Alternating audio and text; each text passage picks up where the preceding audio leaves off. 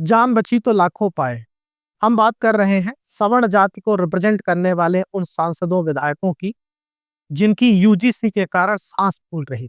लग रहा था कब कोई माइक आएगा और उनसे यूजीसी पर सवाल पूछ देगा। अगर प्रतिक्रिया दिए तो गड़बड़ हो सकती, नहीं दिए वायरल होंगे। सोशल मीडिया में जब वायरल वीडियो आएंगे उस पर प्रतिक्रियाएं होंगी। लेकिन भला हो सुप्रीम कोर्ट का, नए नियमों पर स्टे लगा दिया। न केवल सरकार ने राहत की सांस ली, बल्कि सरकार को रिप्रेजेंट करने वाले मंत्री सहित, मुख्यमंत्री सहित सांसद विधायकों ने भी राहत की सांस ले ली। सुप्रीम कोर्ट ने सरकार को निर्देश दिया है कि भैया ऐसा ड्राफ्ट बनाइए जिसमें अन्याय ना हो। अगली सुनवाई होने वाली है, सबकी नजरें उस पर है। राहत की सांस सबने ली है, तमाम राजनीतिक दलों ने भी ली है। न केवल सत्ताधारी दल भारतीय जनता पार्टी के प्रवक्ता सहित तमाम नेता, विधायक, मंत्री, सांसद, बल्कि अन्य विपक्षी पार्टियों के भी नेता, विधायक, सांसद, मंत्री उसी तरह से चुप्पी जमाए हुए थे जैसे मुंह में दही जम गया हो। लेकिन जब स्टे हो गया है तो प्रतिक्रियाएं भी आनी चालू हो गई हैं। उन प्रतिक्रियाओं को देखें तो समझ में आता है कि राजनीति का चरित्र कैसा होता है।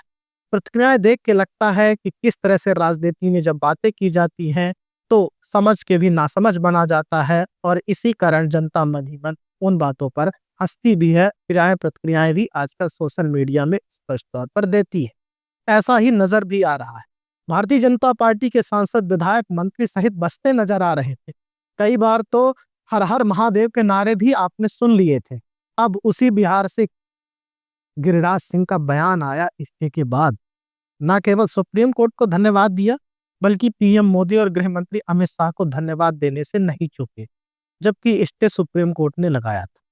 वहीं निशिकांत दुबे, जो लगातार संसद में भी भारतीय जनता पार्टी की तरफ से प्रखरता से बात रखते हैं, लगातार सोशल मीडिया एक्स के माध्यम से बात रख ही रहे थे, लेकिन अब भी वह प्रतिक्रिया दे रहे हैं। तत्कालीन प्रतिक्रिया को देखे तो सुप्रीम कोर्ट को ही दोषी ठहरा रहे थे वो, कि सुप्रीम कोर्ट के गाइडलाइन में ही ये सब हुआ था, जबकि सरकार का कोई दोष नहीं था। और गुस्सा उसके खिलाफ, सुप्रीम कोर्ट के खिलाफ होना चाहिए था। और मोदी जी के सबके साथ सबके विकास के नारे की अभी भी वह बात कर रहे थे। तो वहीं अन्य राजनीतिक दलों की बात करें तो मायावती की मिलीजुली प्रतिक्रिया इस पर सामने आई है।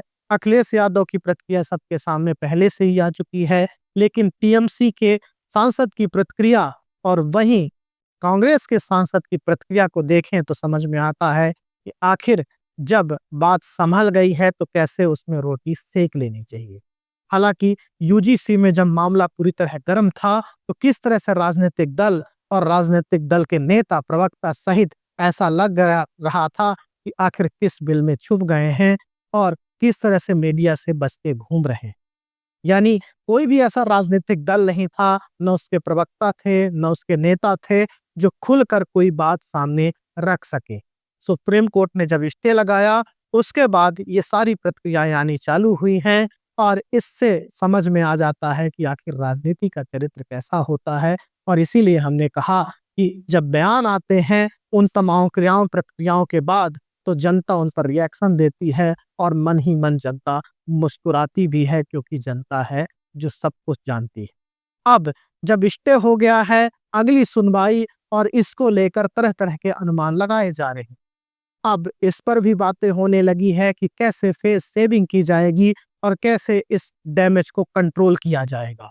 सत्ता पक्ष की तरफ से आखिर आगे क्या होने वाला है, अब इस पर भी डिबेट चालू हो गई है। वहीं सुप्रीम कोर्ट में जब स्टे हुआ है तो स्टे होते समय आखिर क्या बहस हुई, क्या बात हुई, जो वो मुख्य जस्टिस थे उन्होंने क्या बातें कही हैं, इस पर भी चर्चाएं हो रही हैं। और सरकार के वकील जो वहां मौजूद थे, किस तरह से उन्होंने इस मुद्दे पर न्यूट्रलिटी बरती, इसकी भी चर्चाएं होने लगी हैं। और इस बात को भी पूरी तरह से हवा दिया जा रहा है कि किस तरह से सरकार ने अपनी तरफ से पूरी तरह से न्यूट्रलिटी बरती, और सरकार के मंशा में भी यही था कि स्टे हो जाए। तो कुल मिला के अब बैलेंसिंग की बात हो रही है। वहीं बात उत्तर प्रदेश की भी हो रही है, योगी आदित्यनाथ की भी हो रही है, और सामने यह भी चर्चा हो रही कि आखिर यह क्या मोदी शाह की जोड़ी ने करवाया, सरकार चाहती थी ऐसा, या कि ऐसा नहीं चाहती थी। आखिर किसने ऐसा कर दिया कि गले की फांस बन गई यूजीसी सरकार के लिए। तो यह सारी बातें हवा में और राजनीतिक गलियारों में चल ही रही हैं। उत्तर प्रदेश का मसला भी चल रहा है।